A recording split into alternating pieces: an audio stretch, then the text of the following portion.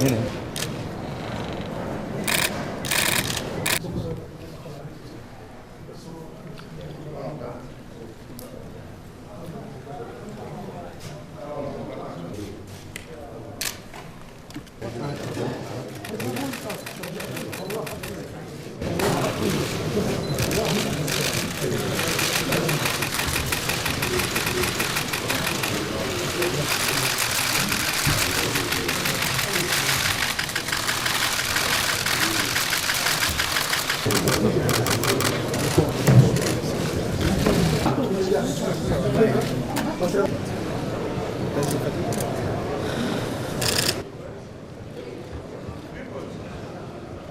أردوغان رئيس الجمهورية التركية على ما قام به من يشكل المسلمون النسبة الأعلى بين النازحين واللاجئين من